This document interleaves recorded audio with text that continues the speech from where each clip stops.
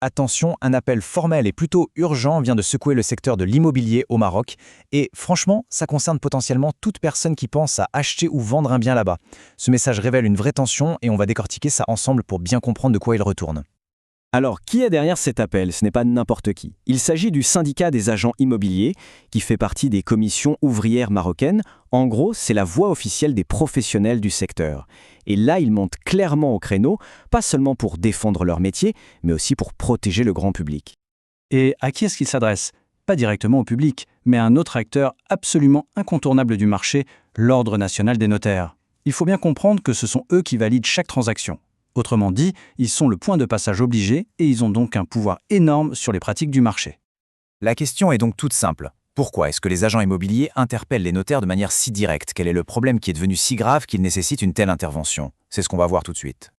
Et voilà, on y est, le cœur du problème. La lettre dénonce ce qu'elle appelle un véritable fléau, c'est-à-dire la multiplication de ce qu'il nomme le courtage immobilier aléatoire, pour le dire plus simplement, l'exercice illégal de la profession. Mais concrètement, de quoi on parle? On parle d'individus qui jouent les intermédiaires immobiliers sans aucune licence, sans aucun statut légal. La lettre emploie un mot très fort, usurpation. En clair, ces personnes se font passer pour des professionnels, alors qu'en réalité, elles ne le sont pas du tout. Et la différence, elle est fondamentale. D'un côté, on a l'agent agréé, il est enregistré, donc on peut l'identifier, il est responsable de ses actes et il suit des règles. De l'autre côté, on a le courtier illégal qui opère dans l'ombre, sans statut, sans responsabilité, sans aucun contrôle. C'est justement cette absence totale de cadre qui est si dangereuse. Et ce danger, attention, il n'est pas juste théorique. Le syndicat alerte sur des conséquences très concrètes pour les citoyens. Voyons un peu de quel risque il s'agit. Voilà les enjeux, et ils sont énormes. La lettre est très claire là-dessus. Passer par un intermédiaire illégal, c'est s'exposer à des arnaques, à des fraudes, mais aussi au risque de signer des contrats qui pourraient être considérés comme nuls. C'est une menace directe sur le droit de propriété, ce droit pour lequel beaucoup de gens économisent toute leur vie. Le syndicat le résume d'ailleurs parfaitement dans sa lettre. Cette affaire présente des risques importants tant pour le vendeur que pour l'acheteur. On le voit bien, ce n'est pas juste une simple question de concurrence entre professionnels, c'est la sécurité même des transactions et des biens des gens qui est en jeu. Mais alors comment une situation pareille est-elle possible? Il n'y a aucune loi pour encadrer ce secteur? Eh bien si, justement, et c'est bien là que le bât blesse, ce qui rend l'appel du syndicat encore plus pertinent. C'est la question que tout le monde se pose, non?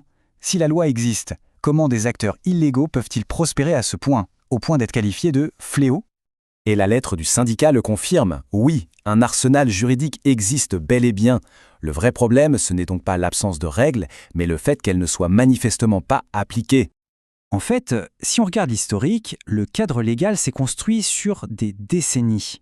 Dès 1996, la profession a été définie dans le Code de commerce.